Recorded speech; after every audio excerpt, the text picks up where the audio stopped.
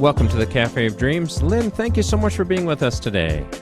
Thank you, Frank. I'm delighted to be here. Excellent, excellent. Just to lead us up, but also to fill in a few blanks, and just in case you're watching the show and you haven't watched the previous shows that Lynn and I have done, we did two really extensive interviews, one on the Victim Diner and the second on the Ordinary Grill.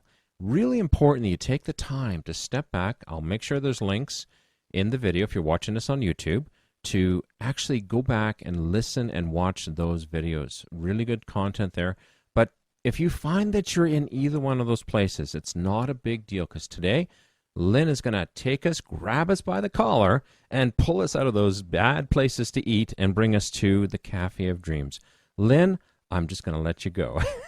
Okay, Frank, thank you. Well, as you mentioned, many people find themselves in difficult situations, in difficult circumstances in their life, and that's why I often refer to it as finding yourself in the victim diner, where your thinking becomes full of blame, playing the blame game, or anger, resentment. And then the product of your life just reflects all that. Or you can find yourself in the ordinary grill, which means that you're just getting by and you're just doing just enough to get by and make ends meet, but not really following your dreams.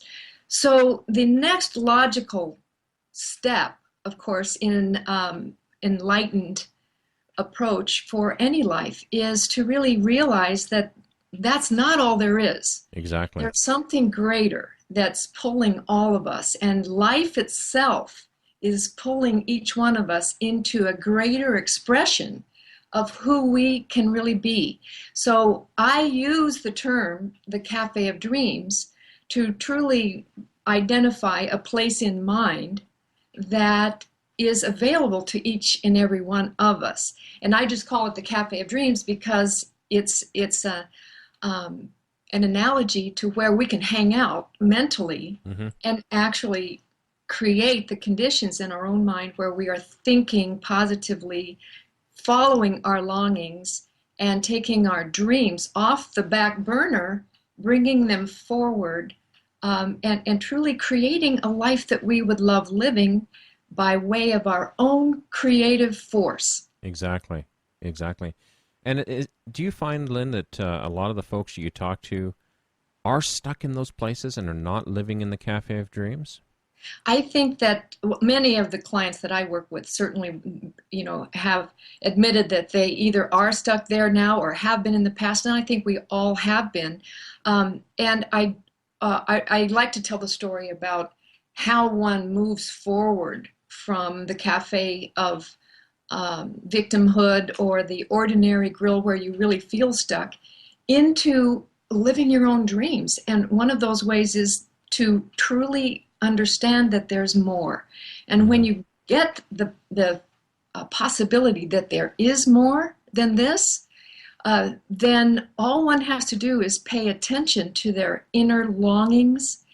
I find that there's two things I like to invite people to pay attention to, and that is their longings and their discontents. So those are like clues in the inner search for what is it that we really, really would like. If this hasn't been working for us, these circumstances are not pleasing to us, what can I do with what I have right where I am that could move me in the direction of a new dream, a new thought, a new vision toward what I call the Cafe of Dreams, where we are truly living from our vision of the life that we would love to live. So those two things to pay attention to are your longings and your discontents. And I like to say that, your longings are truly moving from the essentials of life, just the getting by and what you have to do, to move from that point into the yearnings of your heart. And then you get to truly tap, perhaps, maybe for the first time, an amazing resource within, And one of the major tools that I love to teach right there is pay attention. Notice what you're noticing. How do I feel about this? And what am I longing for? What am I discontent about? And what am I longing for? And those are clues to what's pulling me. Those are like tap, tap, tap on the window of our consciousness saying, hey, pay attention to something that's greater that I would love to have. That's life talking to us. Hey, knock, knock, knock. Here's a dream. Let's move forward into that new direction. Okay. So I know there was a time, and it's actually kind of funny, somebody reminded me that it's been 8 years now. I was working for somebody else, and I always had a longing to run my own business. Mm-hmm. And I'll be honest with you, I never realized how difficult it was going to be, but it's been good.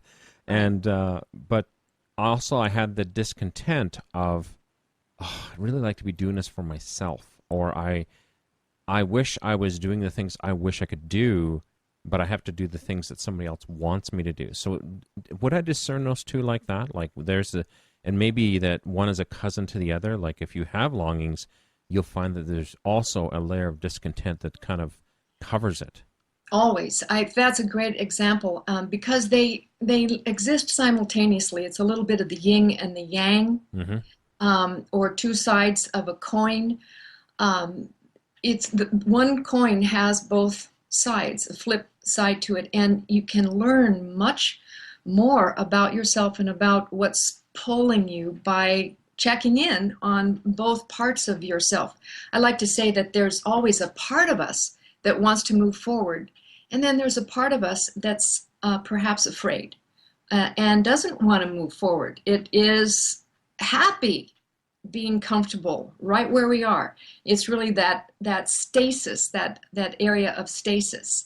And you can just think about yourself as a little thermometer, mm-hmm. With a set point, and that set point will, whether it is in your career, like you mentioned, you wanted an opportunity to be your own boss, so to speak, and have your own company. But there's a lot to move through. In many people don't have the courage, or they feel like they don't have the courage to move through that.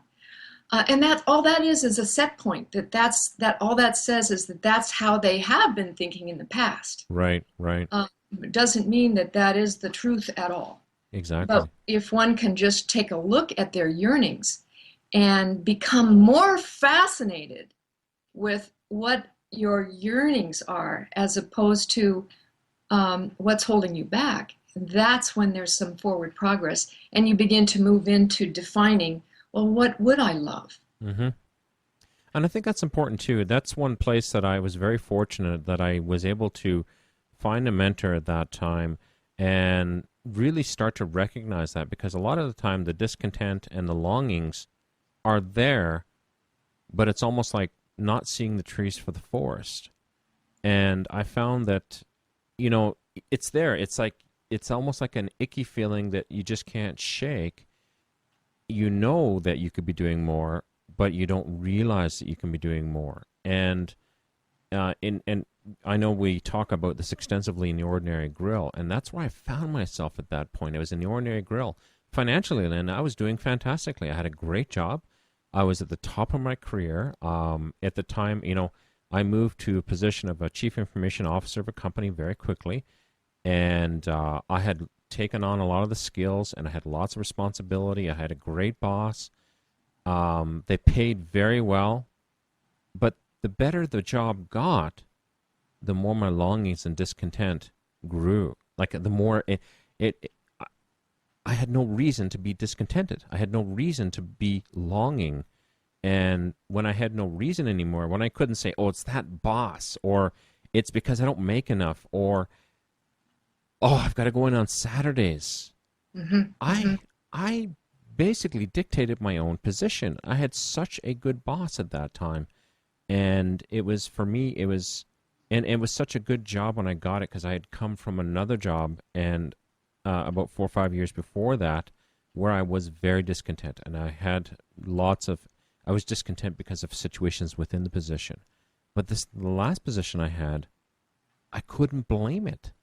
So when I couldn't see the monster anymore, but the longings and discontent were still there, I really struggled for a long time. Like I Is really, that really is that did. when you finally turned your attention to yourself and say, well, what is there within me that is wanting more? Exactly. And that's when I had a self-discovery too, and I actually believe somebody was talking to me at the time about this, so I don't want to think I'm very smart. I actually believe somebody actually pointed this out, that you follow you everywhere.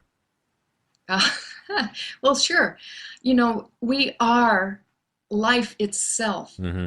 living through us, and life wants more of itself at all time. Actually, life is always seeking a fuller, grander, bigger, greater expression of itself through our awareness, through our consciousness.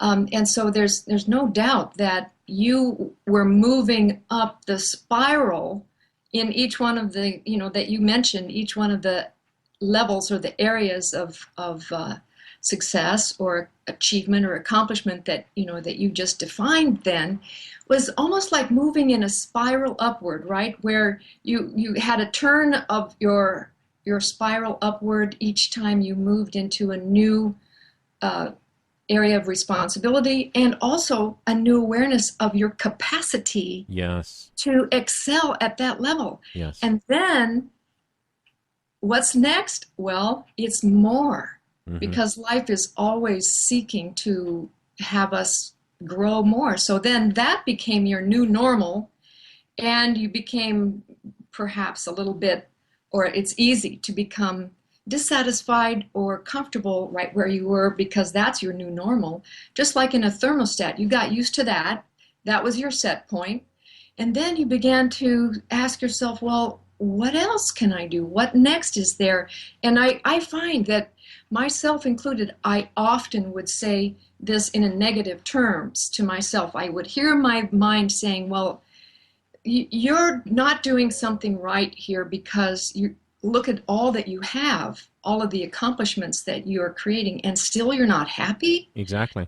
And that is that's just a sign that we often have this inner judgment voice that's not very kind to us. And no matter how good things look, we have a way of painting it black. Um, what I love is that there's another way, Mm-hmm. that there is an alternative to thinking that way, and I call it being pulled into something greater. I have a friend, you may know Dr. Reverend Michael Beckwith at the Agape Church in Los Angeles, California, and he coined the term, or the phrase, that we are often pushed by pain until we are pulled by a vision. Mm. I love that, because at each turn of the spiral that we find ourselves, where we become comfortable, there happens to be something that still is not, you know, there's a discontent there. So we could be pushed by our discontents until we are pulled by a vision. And when we are pulled by a vision, it's usually because something has truly happened to us that's cataclysmic, Mm-hmm. you know, that's pushing us completely out of our comfort zone, which might be an illness, or it might be a divorce, or something untoward that was a surprise or a shock to our systems. Or we have a self-realization that there's more, and that there's actually a vision calling unto me. It's the knock, knock, knock of the dream that's pulling you. And so, as we like to say, the pull of the vision has an acceleration that's far faster and more conducive to one's change and one's growth than being pushed by the pain. Exactly. I find when you're being pushed by the pain, you're just going to do enough to make the pain go away, even just to push it off to the Just side. enough to get by. You Absolutely. know, I know in day-to-day life, even now, when you're running your own business, the paycheck doesn't come on Friday. You know, like it's not like somebody's going to say, "Here you go, good work," you know, or just here you go, take it and cash the darn thing. You really are the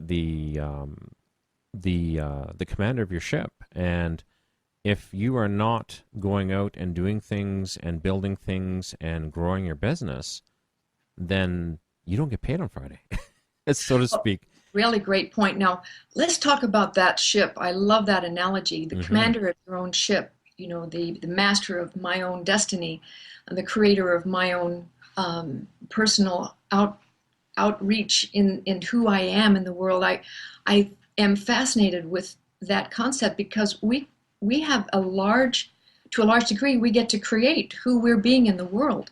And I believe that there is a higher dimension of each and every one of us. It's a combination of all of our gifts and talents and thoughts that we've ever been subjected to, and it's also it's a pulling of our greater yet to be, right? I'll call it that. So that's like a ship that we can be steering our own ship into the direction of our dreams, or the higher vision that feels expansive to us. So that's where I love to work with people and say, well, what feels expansive?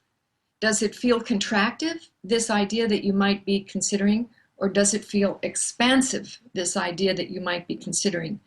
And there again, it's longings and discontents. It's always the pull, the push. It's the contraction and the expansion, and these are inner cues to help us know, well, what are our dreams? What are our visions? What are our capacities? What are the gifts and talents that we really would love? And I believe that all that really requires are some magnificent questions that we can ask ourselves, and therefore living in the inquiry. And with that, I'd like to say that I have discovered, being in the Cafe of Dreams and really teaching the principles of thinking to a higher vibration of own potential, that it requires clarity in 3 areas: your reasons, your recipes, and your resolve. I say that reasons, recipes, and resolve kind of in a fun sort of way, because I like to make this fun. It doesn't have to be serious. It's all about living fun. Spirit loves fun. And we really, have you ever noticed that things happen much more quickly and easily in your life when you're laughing? Exactly.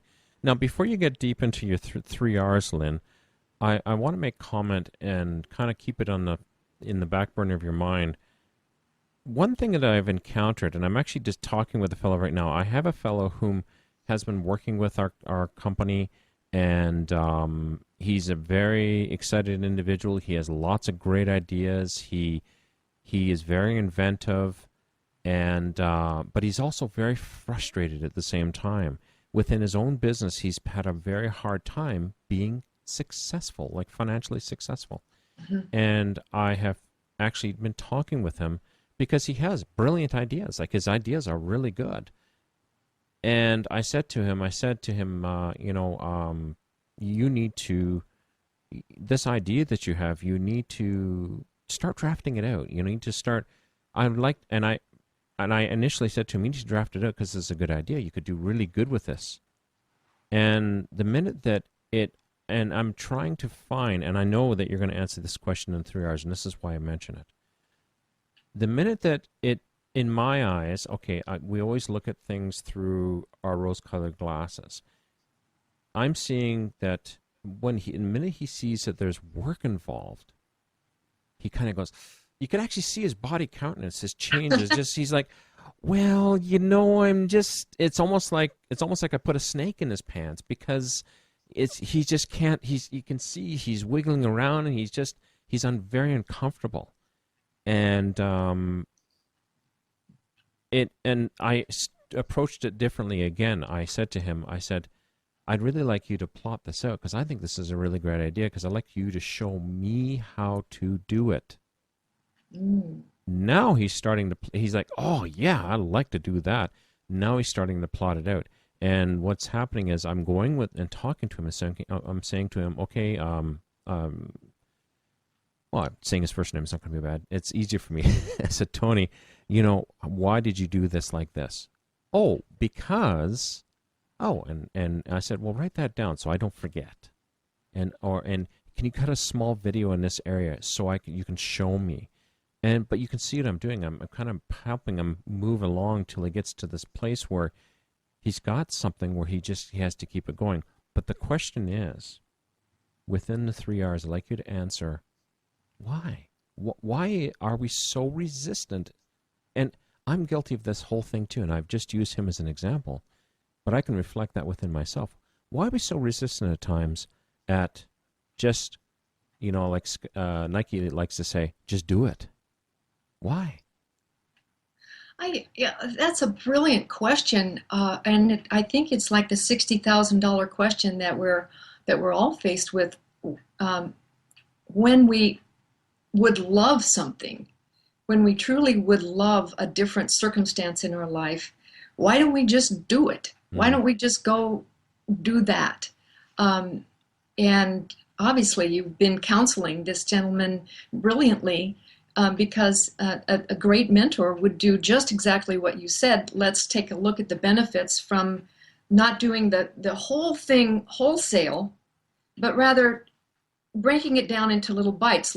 Like you said, let's do this and show me how that would work. And then he got excited that you were interested in that little chunk, and then write that down. And so what I say there is that you began to help him blueprint, to take something. When one looks at the great big forest, it's huge. But if one looks at one tree, say, yeah, I can cut that one down, or I can make this happen in chunks. Yes. So to really have a blueprint where you begin right where you are with what you have and take a little action step there, that propels us to the next action step. So really there is fundamentally in coaching and mentoring, just as you were doing, it's brilliant, by the way, is you found a way to capture his fascination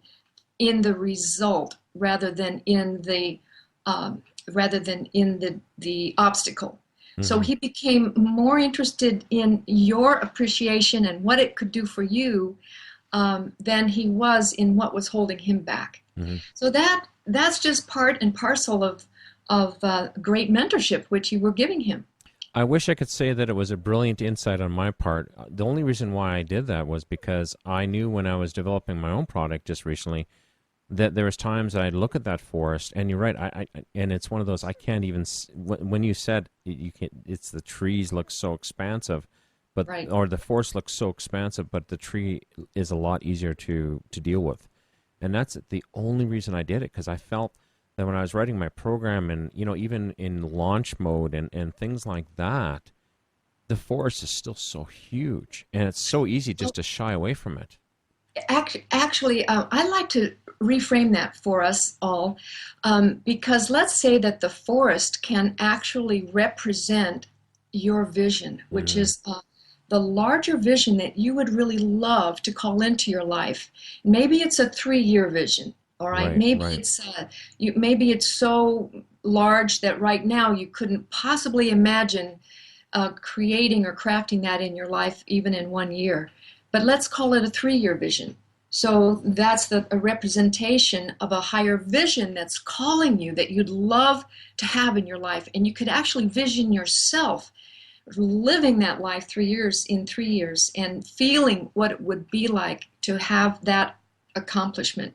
Right. So that's called the higher vision or the dream. And how do we move then from where we are now to living into that higher vision? Really, there's what I call a 4-step process of building any vision or any dream. And you began with the first one just there. You said, write it down, Tony. Write down step by step. That's called blueprinting. So the first step is always to discover one's vision, write it down, design and test that vision, work on yourself so that you're increasing your deserving of that vision. Then the second step would be bridging. bridging from where you are now to the kind of person that it's going to require for you to become, to be the person that's bringing forth that new vision.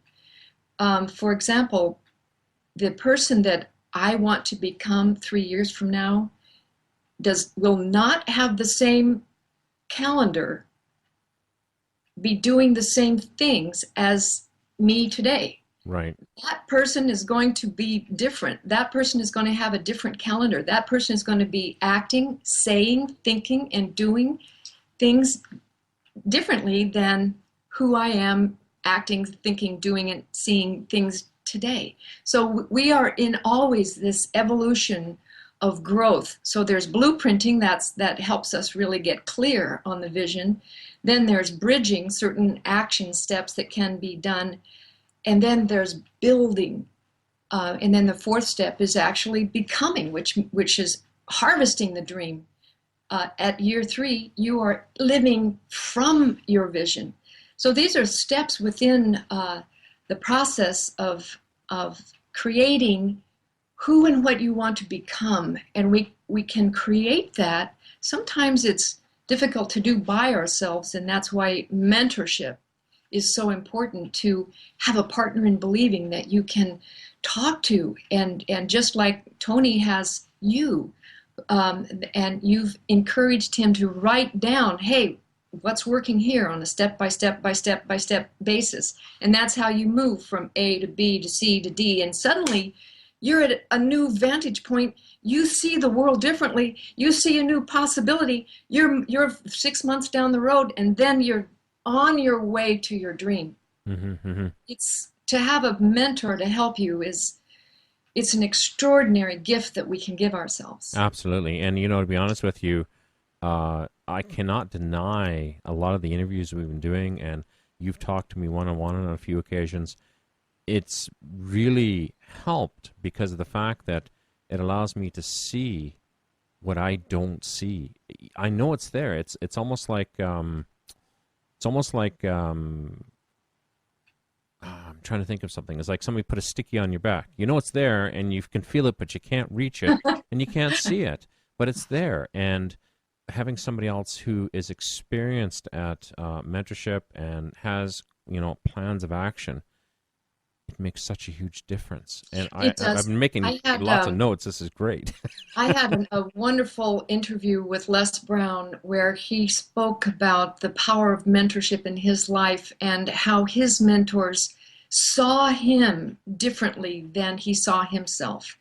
And one of his primary mentors said, Les Brown, you have the gifts of speaking and motivating and truly changing millions and millions of people's lives. And of course, Les Brown is very famous for actually doing that. But this mentor saw Les Brown in a much larger perspective than he could see himself. In fact, this mentor said, Les Brown, you should be speaking not just in auditoriums, but in stadiums. Yes. That vision blew his mind, and he talks about how that moved him off of being the smaller version of himself as he saw himself then, mm-hmm. to seeing himself through the eyes of his mentor, who saw himself in a much larger, just like you're talking about, much larger perspective. And that's what a good mentor can do for you, is to see yourself, to see you in the greatness of your soul, to see you in the greatness of who you're becoming, and to then walk with you along the way and say, no, not that, this, bigger, bigger, bigger, because the expansive is actually pulling all of us. Life, the expanded life, is pulling us unto the greater yet to be. We all want more health, more happiness, more of the good stuff, more money, which is representative of freedom, mm-hmm. more time and money freedom I talk about quite a bit. And it's interesting, one thing that you had brought out there, which was extremely interesting, was the fact that there's a lot of times we need somebody to look at us and say to us, hey, you're developing a thing. You might be even living in your dreams, or trying to you've built a plan, and you are trying to bring yourself to that place. Like you were mentioning, in 3 years I'm going to look like this. Mm-hmm. And then somebody says, no, you should look like this, and you kind of go, oh, that's impossible. And they're like, well, that's your problem. And you need to start seeing yourself like that, and then you discover a lot of the things you might set up along the path to get to where you want to be are inadequate for the task to put you where that person sees you. And that's a very good point. I was really making that analogy as a master mentor, seeing the highest potential of who and what we can be, mm-hmm. and helping us along the way. But it has to come from within us. And if there's a resistance that we don't want to grow, actually, let me put it this way. There is always a part of us that always wants to grow. That's the power of life, calling us into the more. There's always a part of us, however, that wants to hold back, that wants to be safe, mm-hmm. that does not want to make mistakes, that does, it's kind of ego-based, and that's okay. That's our human quest, is how can we move beyond what's holding us back into the greater yet to be, and be victorious. And I think that's why I talk about your reasons, your recipes, and your resolve as in 3 distinct areas that a mentor can help. Not just seeing who you can become, but what are the factors that can help you along that path. And we're going to have to make everybody wait 1 whole week to hear these 3 reasons. Okay. We're going to be nasty. We want you to come back next week to listen to part number 2 of the Cafe of Dreams. Lynn, thank you for joining us. Make sure, actually, can you tell us about the program you've just put together that they can come to your site, the cafeofdreams.com, and sign up and get more information on? Correct. Please do. It's going to be the Smart Money Mastery series, a series of 4 courses, the first of which will be creating your dream where it comes to money. What are your money dreams? We're going to be actually putting a blueprint on paper for what are your money dreams. I have noticed that people have asked me for a little bit of guidance in this area. Many people are earning good money but want to earn more. Perhaps one is stuck at a certain level of earnings and they want to move to the next level. Right. That's appropriate. Or people who just want to brainstorm on what's possible. Perhaps a whole different career or something completely out of the realm of what one is used to up to this point. So this is going to be a course to help people mastermind their own blueprint for putting together a vision of what they would love to create in the area of money freedom. Exactly. And money really is just a symbol of our own productivity in the world, our own self-generative stance of who it is, that the gifts that we're bringing to the world and the value that we're bringing those gifts with result in an exchange of value called money. And all of that is real in real time. And the course will, I believe, really help people move forward to create in this coming year much more than they have felt that they were capable of doing up to this point. Exactly. So that's called Smart Money Mastery.